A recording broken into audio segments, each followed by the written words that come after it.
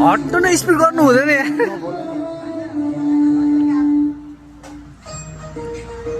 जय सियाराम, जय हनुमान। सबलाई रामनवमीको शुभकामना छ। सुकुना हनुमान मन्दिरबाट आउँदो 27 तारिक बिहान 9 बजीदेखि सुरु हुन्छ हनुमान जन्म रामनवमी। यसैको लागि सजावट भइरहेको छ।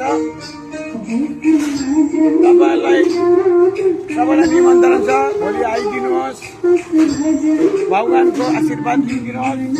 र 27 तारिक 2 अप्रेलमा हनुमान जन्म उत्सव छ। रामनवमी यतिको छ भने मेरो गुरुजीको जन्म उत्सवमा यो पनि भव्य हुन्छ, किनभने उहाँको छविभित्र नै राम सीताजी हुनुहुन्छ।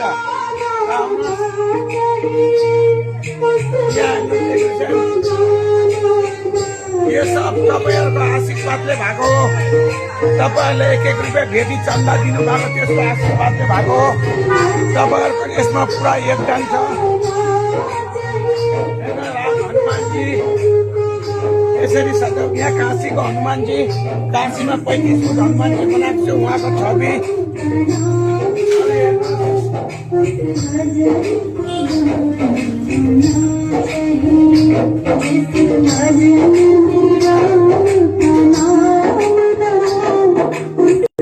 आज आस्नान गर्नुहुन्छ।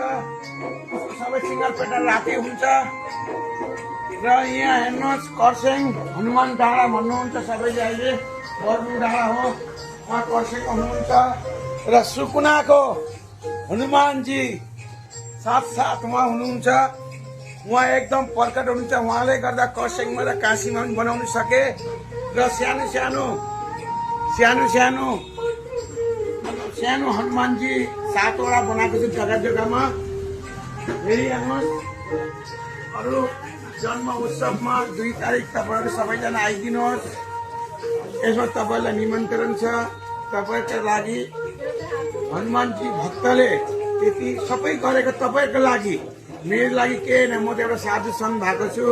मलाई दिन न रात, न लोभ न माया, मलाई केही छैन। यो सब माया तपाईँहरूको आशीर्वादले हो। तपाईँहरूले जग्गा जग्गाबाट 1-1 रुपियाँ चन्दा पठाइदिनु भएको थियो, उसको आशीर्वाद हेर्नुहोस्। यो सब तपाईँहरूको आशीर्वादले हो। र यहाँ पर तपाईँहरू सबैजना आइदिनुहोस्। त्यसरी पिता माई छ, उहाँले साह्रो मलाई पहिलादेखि नै साथ दिनुभएको। पहिलादेखि नै सधैँ भएको हो। पहिला म अहिले यतिकोमा पुगेको छु। नभए अरू नै भए चाहिँ मलाई यस्तो नगर उस्तो नगर भन्थ्यो होला। जसरी मैले आफ्नो परिवार सबैलाई त्यागेँ, उहाँले पनि आफूले त्यागेर हामीहरू 2 जना र तपाईँहरू सबै मिलेर अहिले यति भव्य हनुमानजी जग्गा जग्गामा बनाएको छु। र तपाईँलाई निमन्त्रण पनि छ। बिन्ती त के गर्नु, किनभने तपाईँहरूको इच्छा हो। भगवान्ले बोलाएर आउनुहुन्छ, बिन्तीले हुँदैन।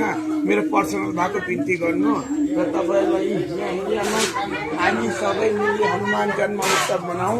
त्यसरी नै तपाईँहरूलाई बहुत बहुत धन्यवाद छ म त, किनभने तपाईँहरूले गर्दा म यतिकोमा अहिले पुगेको छु।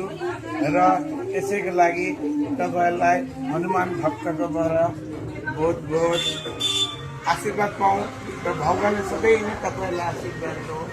यहाँ हुनुहुन्छ दशरथ रामजी हुनुहुन्छ, दशरथजी। यहाँ साई बाबा हुनुहुन्छ। र हाम्रो हनुमानजी अहिले आस्नान गर्नुहुन्छ, त्यहाँ साइडमा छ। यसरी नै तपाईँले यो सेयर गरिदिनुहोस्, किनभने जग्गा जग्गामा सबै भक्तले देखेर आउनु सकोस् भनेर। र यहाँ भण्डार पनि हुन्छ 2 तारिक 11 बजीदेखि भण्डार हुन्छ, राति 10 बजी तक। र तपाईँहरू सबैजना आशीर्वाद लिन आइदिनुहोस्। जय सियाराम, जय हनुमान।